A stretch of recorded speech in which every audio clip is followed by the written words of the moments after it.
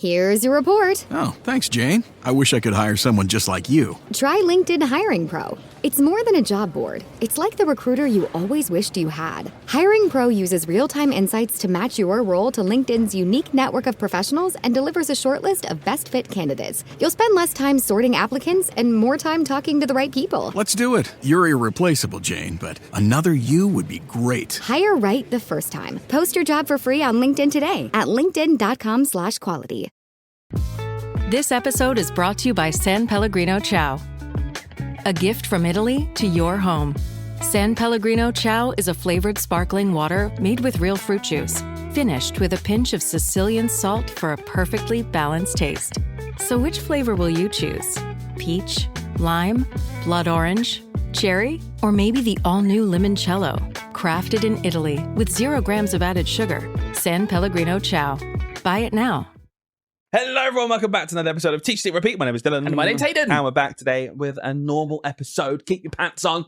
I don't know what the reaction to the other one was because we are filming this back to back. But the magic of social media and editing, it's a week later suddenly. Woo. Let's just dive straight into the questions, Hayden. Yeah, all right. I'm not even going to ask you how you are. Yeah. I've done that enough lately. I know. He's excited to get into it Sorry. because I meant Peter Ebdon.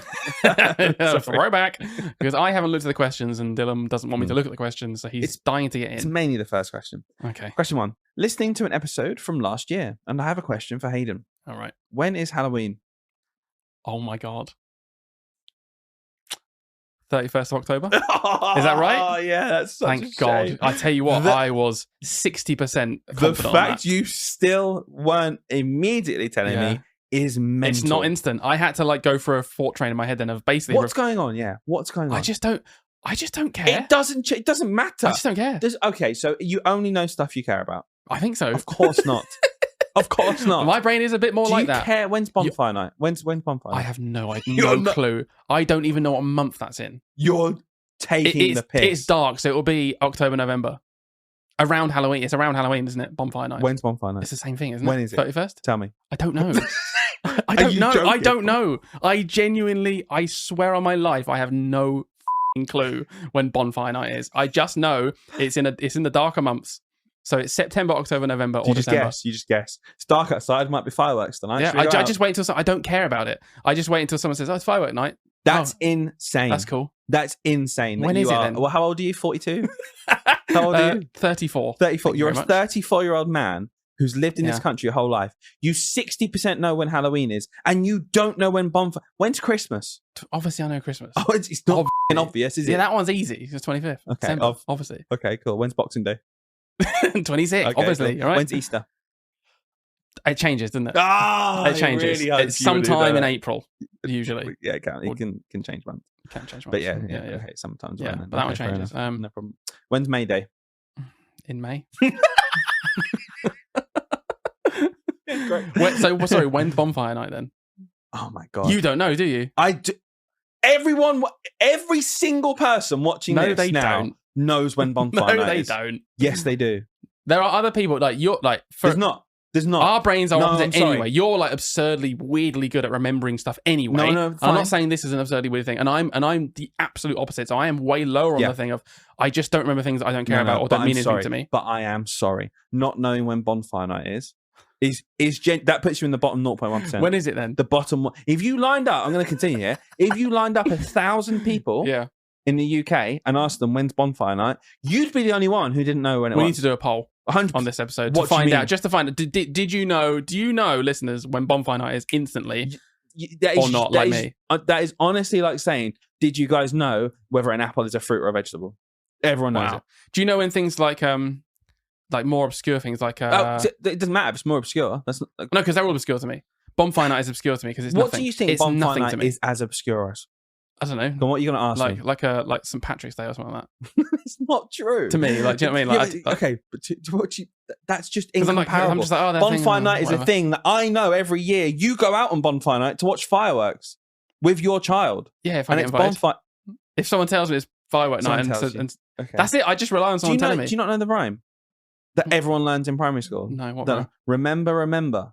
No, I've You're never even joking. heard this. Say it to me. Remember the. Oh, 5th of November.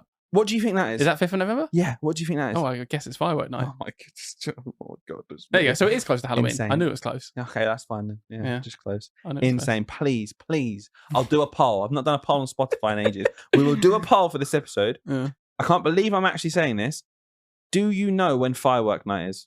When bonfire night is? Do you know that? Before I just told you. Yeah, the idea is a bunch of people out there like, whoa. Thank God. Oh, I know that one. Yes, I do. It's remember 5th of November. Yeah, remember. You try and remember it. Yeah. You absolute twat. Oh. Insane. Welcome back to this episode. That's question 1. Yeah. You got them in front of you now? Yeah, I can see them now. Okay, you can read the rest. I just didn't want you to see that one. So why did the person put "when is Halloween?" question mark with a laugh emoji? Is it embarrassing not to know that? I think it might be the most mental thing about you. If I was to introduce you to people, right, I'd be like, oh yeah, it's Hayden. I did a podcast with him. He's my business partner. And he doesn't know when Halloween is. Yeah. It's that big, high up. that big. It's like, it's that defining of who you are. I do now. I tell you what, genuinely, the only reason I know where Halloween is now at a stretch is because of that episode last year. That is the only. If we didn't do that, and you asked that question now, I would have no clue. You still didn't know? Yeah. Not off by heart. Insane. I had to think about it because I didn't want to say an answer and it was wrong. That's insane. Anyway, Absolutely right, I'm going to ask you a question now. Yep. Let's see if you know the answer to this one, shall we? What are your honest... When's your birthday? Yeah. Oh, very soon, actually. Very, very soon in the past from when this comes out. Yeah, it'll be like a week and a half. Happy birthday to you from last week. Thank you very much. Thank you. What are your honest, genuine thoughts on continuous provision in year 1? I have listened to your podcast episode about this, but I want to raise it again. We have never done it in year 1, but now we've been told that we'll be doing it from September. I'm so worried that the children won't be where they should be by the end of the year, and it will just make things harder once they go to year 2. Yeah, it's interesting because, again, I think we're blanket, yes. Oh, my goodness me, continuous provision. Before we dive into it, I've got a definition here, very clear, of what continuous provision is. So we're all on the same page. And, like, you don't know what bonfire night is, so you might not know. But I think it's very clear. Here we go. What? 31st of October. I said bonfire night. Oh, yeah, okay. 5th of November. I know these things. Me. Continuous provision is a teaching method used in early years education where core learning areas and open-ended materials remain accessible to children every day. It promotes independent, child-initiated play, builds key skills, allows children to explore concepts at their own pace. So core areas are things like role play and small worlds. So like dressing up clothes, home items, miniature figures, classic stuff you see in what is normally like reception or nurseries as well. Yeah. But the point here is, should it be extended to now like year 1, year 2 into key stage 1, adding a bit more of an element of play, child-led learning, construction and blocks, creative and mark making, sand and water, things they can just go up to and explore and learn about. Now, what this person's saying here, and I hear this a lot, is that they have a worry that introducing that into their provision in key stage 1 will mean the children aren't where they're used to them being at the end of the year. Yeah.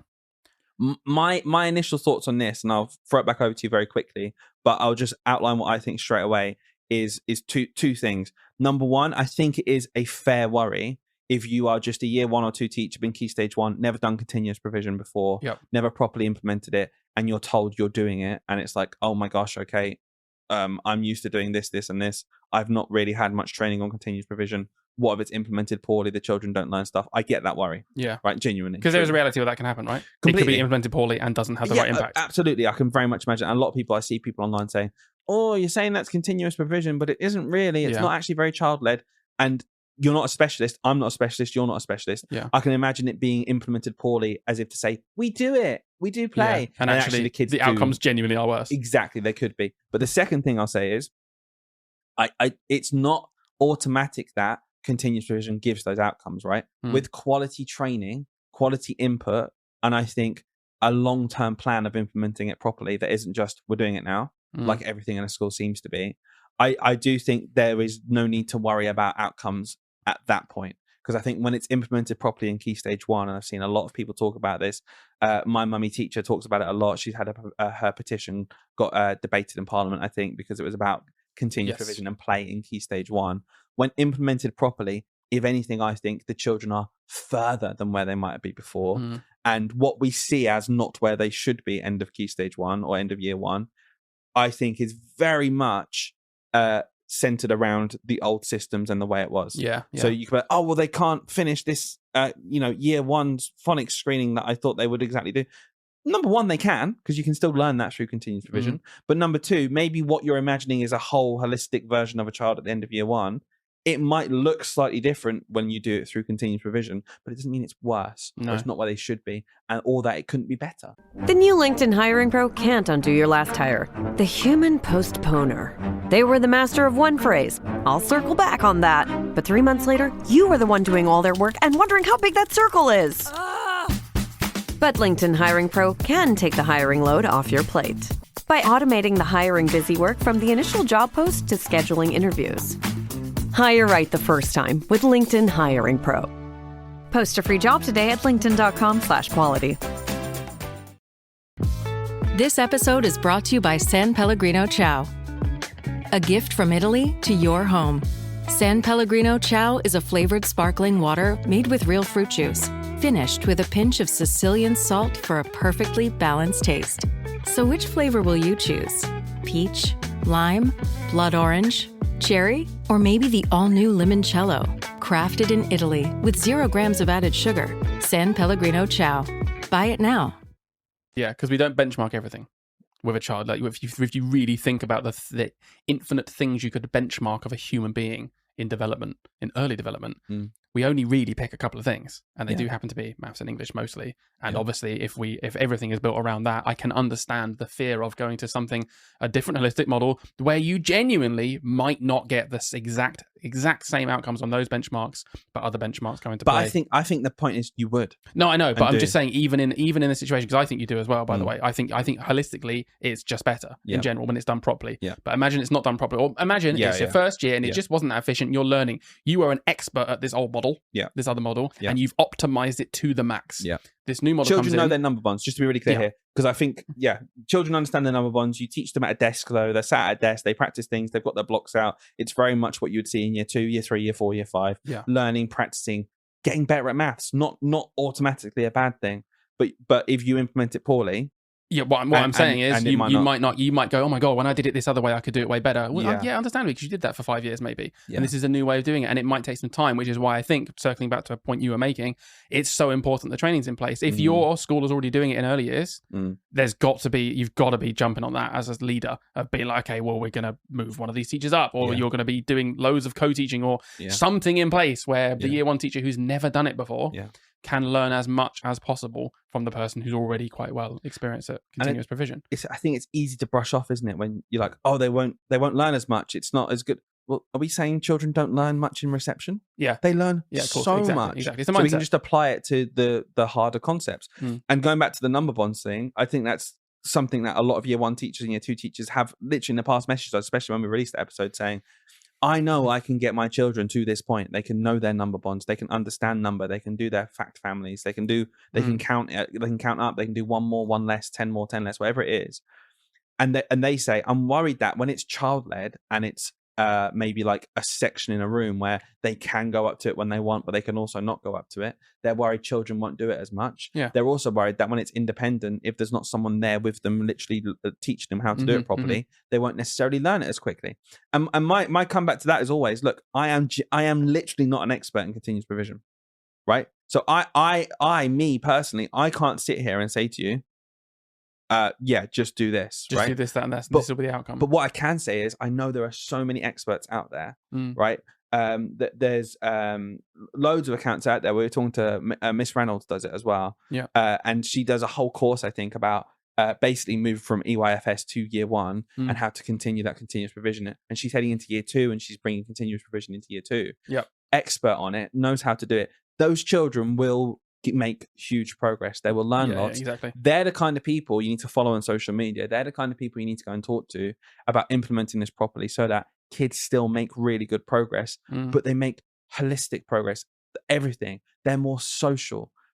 How important is it? Oh my God, like, I can't stress it enough that children learn how to interact with other children. They learn how to play with each other. They learn how to share. They learn manners. They learn how to put their coat on. They learn how to tie their shoelace. Oh, it's not the job of school. Off. Like obviously we should and can and absolutely should be implementing these things so that if kids can't do it, we just help them. It shouldn't be. No, it shouldn't be. It shouldn't be. But do you know what? If a kid can't do it properly or is not very social or hasn't had those opportunities at home for whatever reason, we're in a brilliant position to give them those opportunities. Yeah, so why wouldn't we? Of course.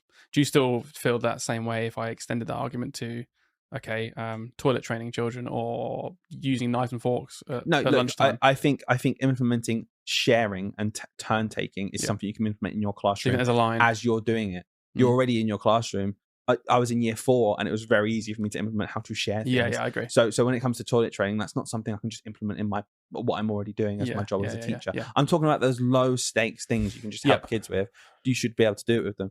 I'm not going to toilet train someone. That is not something that I can do within what I'm already doing with the child. So there's just a line. You just got to be sensible about it. Okay. Yeah. And when we can help them, we should. In the lunch hall, if a child is not using their knife and fork correctly, right? I could just stand there, fold my arms, and say, "Bloody hell! Should have learned this at home." I might even still think they absolutely should have learned this at home by now. But that child in front of me is struggling to eat their dinner because they can't use a knife and fork properly. Yeah. Do you know what I would do in that situation? Dinner in the bin. Go home and learn how to do this. Come back, kid. You'll be exactly that. Something like that. Just help them. Yeah, exactly. No, I get it. Yeah. So when you can, you should be given those I'm glad we made that distinction because I think some people would listen and been thinking, I'm sure I've heard you guys saying there are some things that teachers shouldn't be doing. But you're right, because when it comes to like social things, there are 32 kids in your class being social all the time. You can obviously passively benefit that. Do you know what I mean? Like you could just do that or not. Yeah, 100%. Like without it really having any impact on you. Do you know what I mean? So and ultimately, right, they're just kids, even up to the end of Key Stage 1, right, when they're 7. So they're 7 when they start year 3, aren't they? So at the end of Key Stage 1, end of year 2, they've all just turned 7, right? Yeah.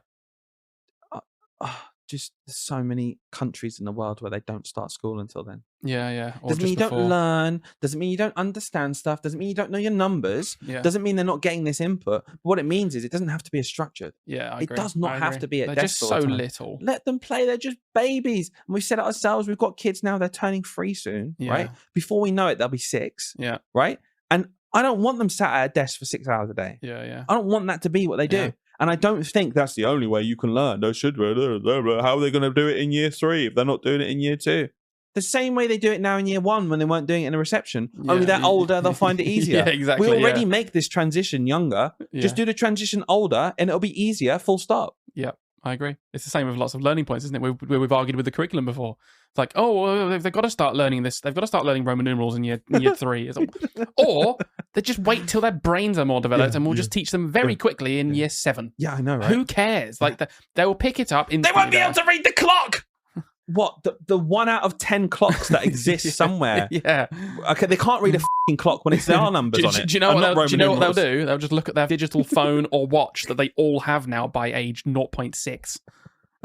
Honestly, I'm not even saying that's an argument for to not teach kids how to read clocks anymore. For Christ's sake, the argument doesn't really hold up when we live in a digital world. I'm like, just get over it. It's not that deep. Teach them it, and it's just fine. Okay. Would I rather spend those free lessons? Right? How many times I've taught time to year 4 for a week, and they still didn't really know how to spell the time. I could have just carried on teaching them number for a week. I could have carried there's so much more to maths that's like useful and applicable at an early stage that isn't these things. I think just the same goes for continuous provision. Set up some stalls, get your experts in there because you are experts if you're doing this in that year group and you got your training, and just help the kids that way. Yeah, it's fine. I totally understand why you're worried about it, but just rest assured that there is so much research and evidence out there that it absolutely works when done correctly. That that's your goal. Yeah. Okay. I know it works when done correctly, so that is my goal. Yeah.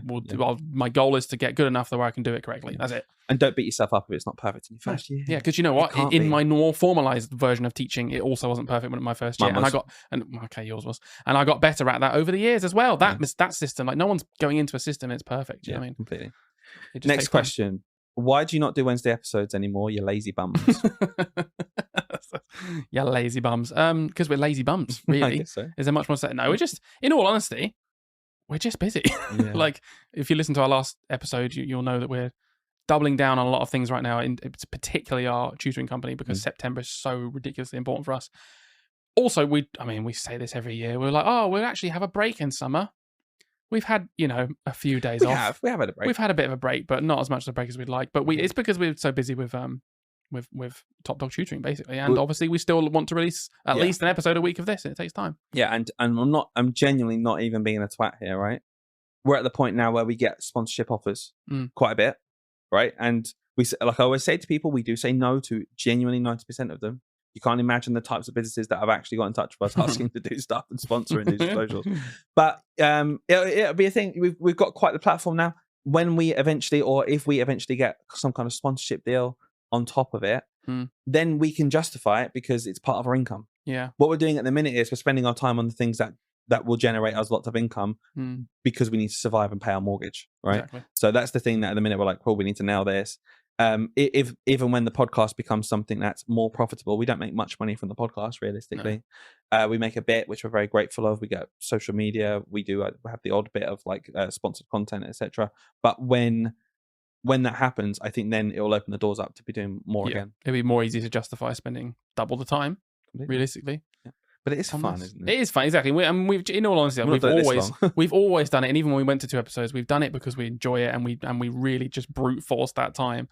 But then we quite quickly realised that we need to pay the bills, and we were like, oh god, we need to claw back some time. This episode is brought to you by Mathszoo. Here's the daily reality for most primary school teachers. You want your class doing focused arithmetic practice every single day. But finding the exact arithmetic questions at the right year group level, at the exact right small step, eats into time you simply don't have. You end up cobbling sheets together, photocopying old ones, or rewriting questions on the board. So we built something to fix that, and it's completely free for school staff to use. It's the Mathszoo worksheet generator, where we have mapped out every single small step for arithmetic from year 1 all the way up to year 6. Click into any topic, drill down into a specific small step, and generate as many questions as you want. And no, it's not AI. And because it's so granular, you can plug exact gaps, exchanging across different digits, adding fractions with different denominators, or denominators that are the same. It's all there. Choose however many questions you'd like, print the worksheet off for your class to complete, or simply snip it onto your whiteboard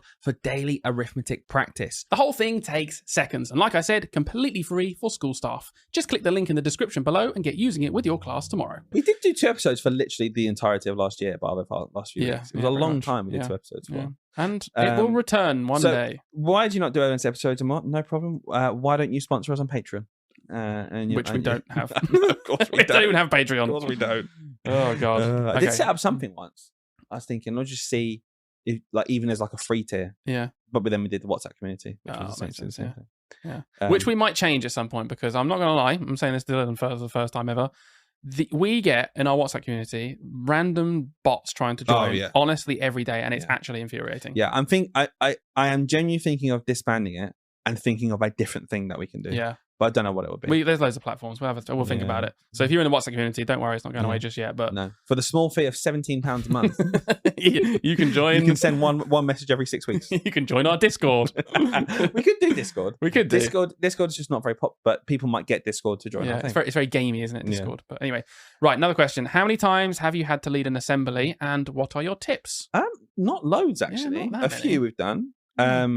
I really like leading assembly though. Yeah, I like it a lot because it's a different kind of presenting. Yeah, when you do genuinely have like 400 kids in front of you, so it's really nerve-wracking. Definitely. Yeah, it's something about it. Even when you're experiencing the classroom, and it's no longer nerve-wracking to be in front of your class or even your year group. Sometimes there's something about assembly, isn't it? It's quite often as well. I do find in a lot of schools, obviously teachers are in there, so you've suddenly got 12 adults around the room as well, also just watching you. So you feel a bit more like, oh, everyone's looking at me, including all the adults that are judging me.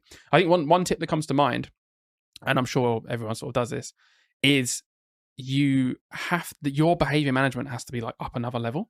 Even like even if you're quite strict in the classroom, in the hall with an assembly of children, you can't let it slip, because trying to quieten down and control 400 children when you've kind of let it go, maybe you've been a bit too silly with them, is very, very hard to do, and much harder than trying to get your class back on. You can't just do the noise that you do in your class. Yeah, you might be able to. But it's very, very hard. And yeah, I found that I learned that the hard way. Any assemblies we've done in the past, I always go in a bit too silly, a bit too funny, bit of interaction with the kids, and then it's like, oh god, they now think that I'm just like silly at the front. I think doing that's a really good. I think that's why assemblies are really fun, because you can have that interaction, you can have that fun. Yeah. But what you said is true. You have to really set the bar. Yep. Like our head teacher did assemblies every day, right, at our old school, and every single day. It wasn't like, oh, I'm 8 months in now of this year, and some of these children are in year 6 and I've had assemblies by me for 4 years now, and they understand, and I don't need to maybe make it as clear. No, every single day I walked into assembly, he was at the front, standing like modeling good standing quietly. And if someone's talking about, shh, stop. Yeah. No As talking. they all come in, right? No talking. Really strict. Yeah, they're coming in. But even when they're coming in, people are already sat down waiting. Yeah. He was saying, no, stop talking. Swap places.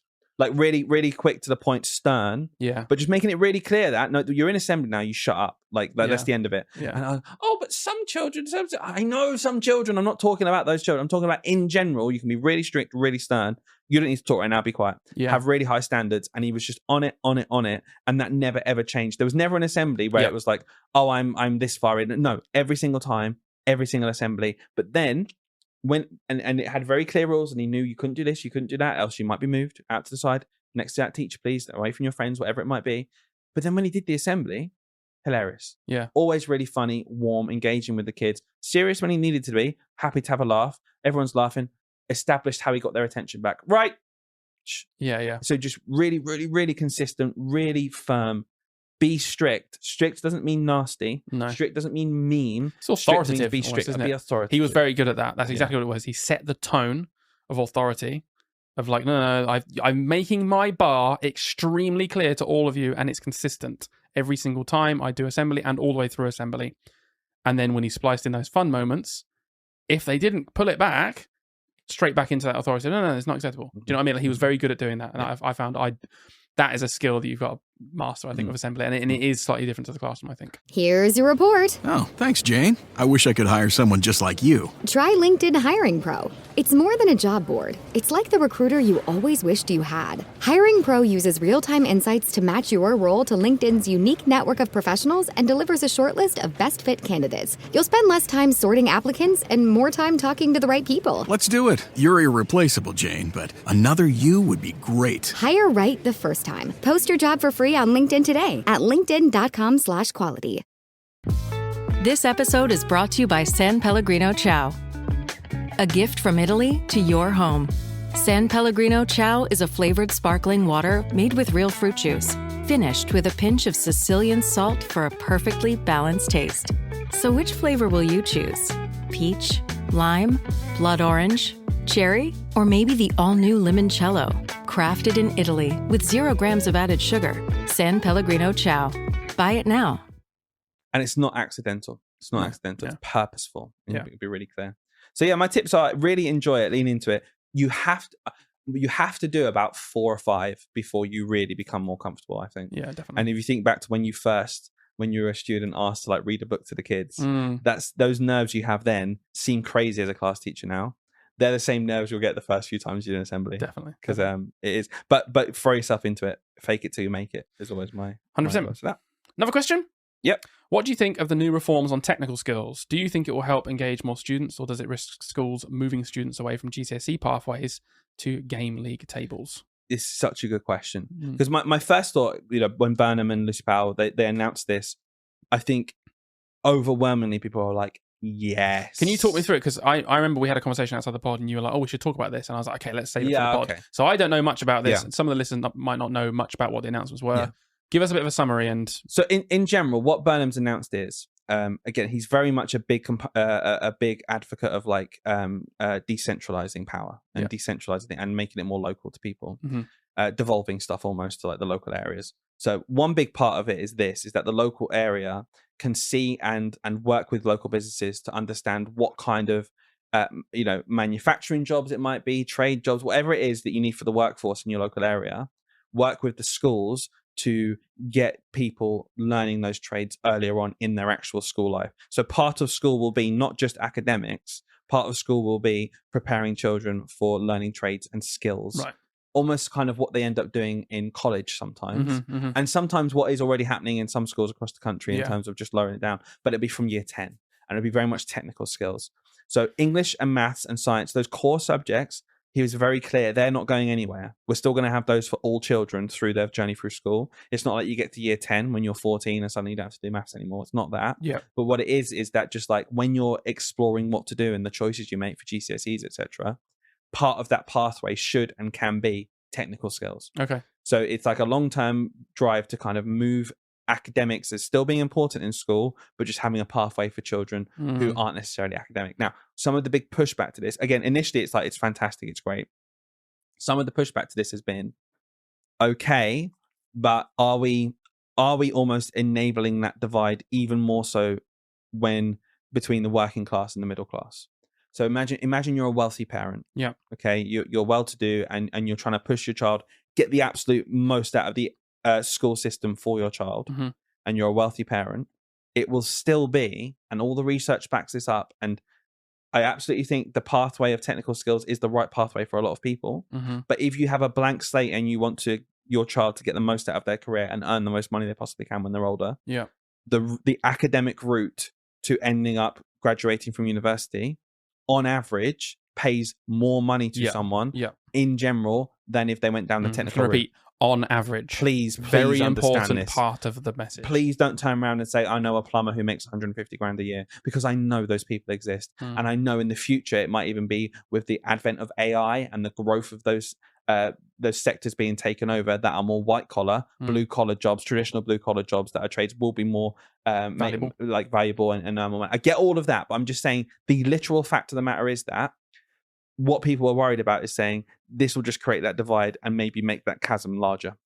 Of people pushing their children through the academic route, and then other people saying, no, you can just go on the technical route, that's fine. All of this is very much both sides playing off the other side. Of course. We hear it a lot, and it is more accepted and looked upon as, yeah, that's good for someone to say, oh, not the academic route. Oh, that's not for me. Oh, that's just ridiculous. What a waste of time. I'm going to become this. That's normal to hear. And that's putting academics down. But we just all accept that. And the reason we tend to accept that is because in general, if you go down the academic route, in general, you make more money. So it's like, okay, it's great. I'm not going to be a twat and be like, oh yeah, well, you're going to earn less money probably, or I'm not going to degrade those traits because they're really valuable, and I value them so highly. Exactly, I think important it's important for society. But you flip it the other way around. If someone's in education and they say, oh, the trade, what a waste of time, I'm going to be going for academics, aren't I better than you? That's really smarmy. You'd never accept that. That's ridiculous. So I want to just move to a point where it's like, we don't degrade the other version of it. We just say, yeah, they're fantastic and they're for different people. I just hope what doesn't happen is, like we're saying here, game the league tables. You've got a bunch of children in your school and you're like, when it comes to GCSE league tables, I think they're going to get a bit of a lower grade. They want to be academic. They're from a working class background. They want to strive to become more academic. They want to go to university, but the school are thinking, we could put you down this technical path. And then the bright academic people who are already there and already getting the grades, they can bump us up in our percentages and our league tables. So all I'm saying is, I think it's a great idea. We have to be so mindful of this happening, that we put children in boxes too early, and that their hands are forced too early. And we don't want to get rid of aspiration for academics. I agree. And we also want to allow for the technical routes for children who it is genuinely better for them. So that's the worry. Because it will happen, by the way. It's one of those things where I'm like, I'm the first person to defend teachers and education stuff, but that will happen. Can I give you a reason why we know it will happen? Go on. We went to grammar school. We were pushed. I was going to give the exact same analogy. Oh, I'm sorry. No, go on. We were pushed and pressured massively, hugely by the people in charge, whether we wanted to or not. We need to go to university because then they can say 98% of children who went through our school went to university, right? We were pushed hugely, and this is what this is trying to fix. Give them that vocational route so that actually, do you know what? Yeah, they can go down that route of being learning a trade or learning technical skills. Because it pushes away from that whole, no, you need to go to uni. Everyone needs to go to uni. Our numbers need to look good. But you don't want it to go the other way. Where then we're like, oh yeah, okay, actually, yeah, we're going to push all these people in here for the school again, because their outlook was, we need school numbers to look good. So whatever makes school numbers look good will happen. This is why I always say league tables just destroy so much stuff. If you're still thinking, no, schools won't do that, okay, tell me why in primary school we exclusively have interventions for maths and English and not for French and art. Tell me why in primary school we have a genuine massive problem with the fact that so many teachers and schools will cheat their way through the writing assessment, when actually that doesn't remotely reflect the ability of the children, upping the bar for everybody, and it's just a catastrophic system for everybody. All of these things exist because pressure makes people do things. Makes good people do things, and then they I'm just doing this little thing, just has little things. It's helping the kids. Justifying it's helping the kids. Really, no, it's not. It's just helping the school's data. It's helping some sort of outlook from the school. And so I'm very, very, very confident that is exactly what would happen if that came in. That would absolutely be a side effect and a problem to address. And this is what a lot of teachers would say about from secondary school. Like, well, I'm helping the kids. There'll be some kids there who might not have gone to uni, might have. We pushed them to go to uni, and actually it was the best thing for them. Yeah. Those people would exist in that 98%, but we can't pretend that people didn't exist where actually they should not have gone to uni. There are so many people in this country who should not go to university, who have grown up, and it's from our generation, really. It was like from Blair. But Blair came in and said half of the population needs to go to uni. Yeah. And before that, it was closer to like 5%, right? 5% of the population went to uni. Blair came in and said half of us should be going to uni. It was all about aspiration. Yeah. I've got nothing against that. I've got absolutely nothing against that. But the real number's probably somewhere in the middle. Like, you need to go to university if you want to become a doctor. You need to go to university if you want to go into any kind of profession where you need that level of education to do that skill, right? A Taylor Swift expert. Exactly. These are the things that make a mockery of university. Yeah. Like, they're very rare, and I know that is a joke one. But that's used as a stick to beat universities with in general. I just hate but it's like, can we not value university for what it is, which is a fantastic way of continuing your education to become a professional, to learn things, to get a job in a different sector where you need it. I absolutely was forced to go to uni. I didn't want to go to uni. I didn't even want to do anything. Do at uni? I went and did media. I did film, radio, and television. To do that? And I only picked that because I felt like I had to go to uni, so I was going to pick something at least that might be remotely enjoyable or whatever. Realistically, that wasn't the best decision for me then. Luckily, as I got older, I at least tried to do something with it. It allowed me to do a PGCE. Yeah. Okay, cool. It shaved off a couple of years of doing a teaching degree a bit later on. But like, if I look back at the time, though, I didn't go to uni because I was passionate about going to uni and continuing my education. The school didn't think that either. They did it because of their data. Yep. So that's ultimately all it comes back to. It is as simple as that. When someone says, "Oh no, but it not," the kid might not know. They're making them go to uni. They don't know they'll benefit later down the line, and some kids do. I'm sure they do. Yeah. But ultimately, are you as a school making the decision because it is best for the kids, or are you making the decision because it's best for your data? It is one of those two things, and you can do the data thing and pretend it's for the kids, which is what was happening. Well, no, because some of these kids will do that. Okay, yeah, but that's not the reason why you're doing it, though, is it? You're not really doing it for the kids. You're doing it for the data and justifying it with saying some of these kids, though, it will be good for that we force them to go to uni. Well, some it wasn't, though. And the ones that it wasn't good for shouldn't have gone. And you shouldn't have pushed them into it. Are you really, truly telling me that you think 98% of your cohort of hundreds of children, all of them should have gone to uni? Yeah. What should have happened is, I'm not being funny, right?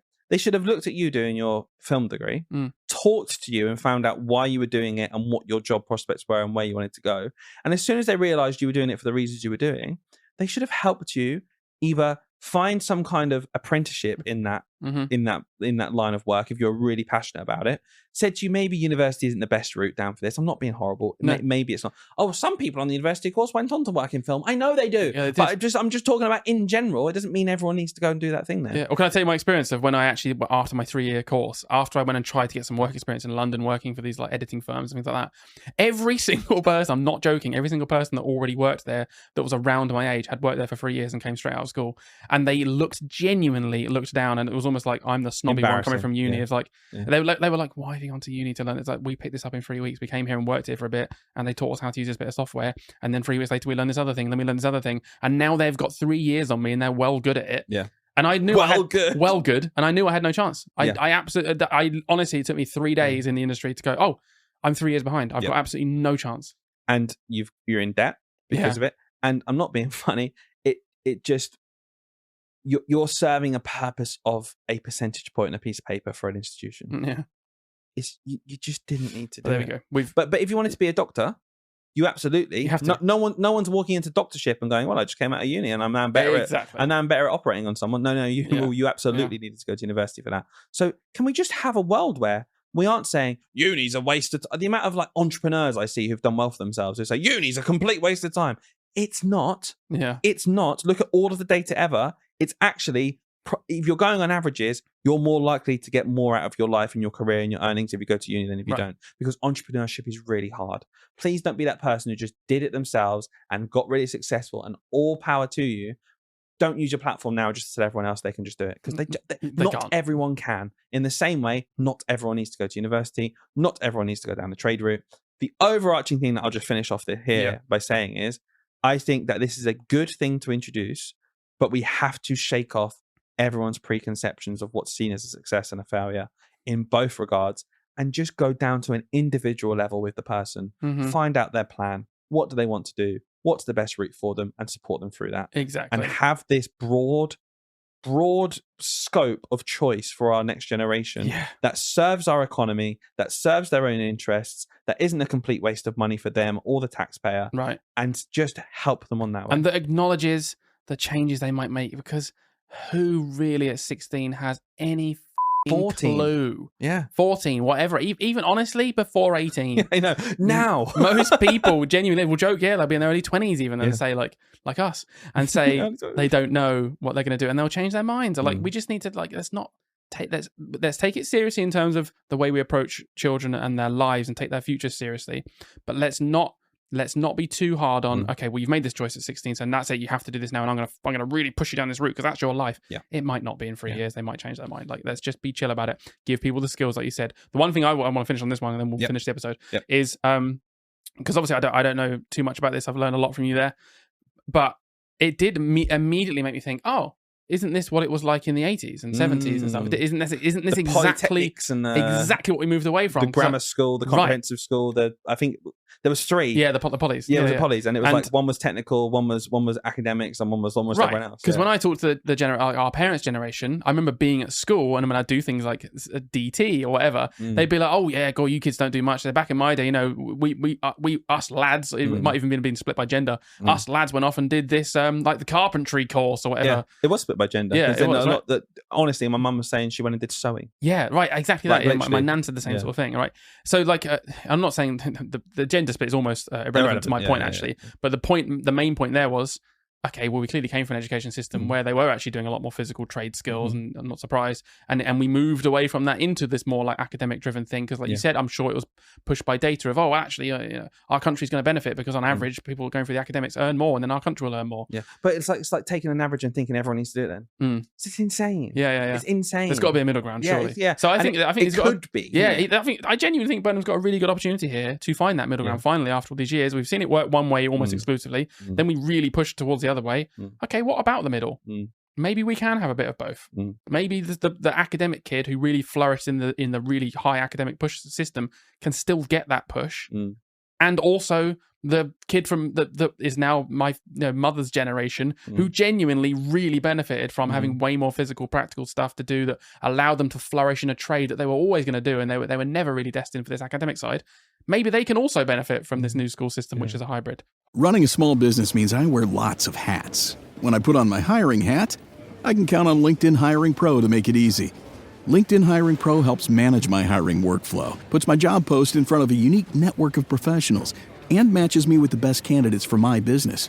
I can also share my job with my network. No other job site lets me do that. No wonder most small businesses say they'd use LinkedIn Hiring Pro again. Hire right the first time. Post your job for free on LinkedIn today at linkedin.com/quality. This episode is brought to you by San Pellegrino Ciao. A gift from Italy to your home. San Pellegrino Ciao is a flavored sparkling water made with real fruit juice, finished with a pinch of Sicilian salt for a perfectly balanced taste. So which flavor will you choose? Peach, lime, blood orange, cherry, or maybe the all-new limoncello? Crafted in Italy with 0 grams of added sugar. San Pellegrino Ciao. Buy it now. I don't know. That would be nice. Yeah, and I'll finish on this one last thing because it's been something I've seen a lot online. And then I'll finish off you. Sorry, but I do want to say this because I do think it's really important, and it kind of got pushed to the side. I can see why people are frustrated by it. It's just the arts as well, the arts, drama, literal art. So they've been sort of pushed out of this as well. It's just like it's not in the conversation. Oh, okay. Because the conversation is funny. very much. I presume they were. The conversation is very much the academics, like the traditional core subjects, English, maths, science, the things you do to go and get a degree. And it's like, this is the things that we got, the traditional stuff, and the physical stuff, like the actual technical plumbing, skills, carpentry, those kind of jobs. And even like AI, like there's lots to talk about. Like that will change. Basically, that's going to match what we need in the workforce, right? So whatever that ends up being. But then there's a bunch of people who are like, what about the arts? What about once again this thing that you can't necessarily always just have a benchmark of and say, I'm at this level, or I'm doing this because my job prospects. Why is everything about a job prospect? The whole conversation's been about for the workforce, for jobs, for NEETs, which is a huge problem. NEET being not in education, employment, or training. So young people who are it's like over 1 million of them. So we have to do something to get people into work. That's true. But there is also just that thing of just like, Yeah, but there's no funding for children to do music at school. Yeah. There's no art curriculum that's really being pushed, or people are being pushed out a bit too early because there's not enough funding. It's so funny. So isn't it? like, it is such a hard job to get right. Yeah. But people are absolutely right to come out and say, well, what about this? And do you know what's going alongside all of this right now? Just pushing through the unfunded pay rise, just pushing through the SEND white paper. Yeah. The kind of things that are just on the side. They've done a really good job of being like, this is education now. I've done a few posts on socials like, hi, but this is still a thing. We've still got no money though. So how are you going to implement all of this? Like, what teachers are going to actually teach these technical skills who haven't done this before? You've just told us there's no money for kids that like have special educational needs. So where are you finding the money for this from? Yeah. Like, I get it. I get it. So it's really tricky. But hopefully that was a bit of a interesting conversation. Yeah, it certainly made me want to go and read more about it, to be honest with you. I'm going to find out more. Well, why don't we do that, Hayden? Yeah, Leave these people I to bloody enjoy will. their day, enjoy their summer. Hope you're having an amazing one, guys. And like always, like I said last time, if you're doing work, I hope it is to alleviate yourself in the future of stress or worry, because I don't want to be the person to say don't do anything when actually, for some people, it does help to get a bit done. 100%. Well, there's one thing you can do. You can press the share button, which is probably quite close to your thumb right now, or wherever you're listening. We've not asked for a review in a while. We haven't had many reviews, I'll be honest with you. And if you're a new listener and thinking, I've listened to a few of these episodes, wouldn't mind 5-star? Would be nice. 5 5-star. preferably. You can only give 5-star. Yeah, and it doesn't work. Don't try the other ones. Don't to see if it doesn't work, but you can. No, I mean, 5 stars broken. Can you test it for us? That's the one. Anyway, guys. The right window treatments change everything. Your sleep, your privacy, the way every room looks and feels. At Blinds.com, we've spent 30 years making it surprisingly simple to get exactly what your home needs. We've covered over 25 million windows and have 50,000 5-star reviews to prove we deliver. Whether you DIY it or want a pro to handle everything from measure to install, we have you covered. Real design professionals, free samples, zero pressure. Right now, get up to 40% off site-wide, plus get a free professional measure at Blinds.com. Rules and restrictions apply. Hello. Look what TJ Maxx dragged in. The Devil Wears Prada 2 is now streaming on Disney Plus and Hulu. We are digital, we are downloadable, we are streamable. The fashion event of the year is certified fresh. Pull yourself together, we have work to do. Critics say it's smart and witty and the perfect sequel. That's all. Get runway ready for The Devil Wears Prada 2 on Disney Plus and Hulu. Rated PG-13. See you next time. Bye.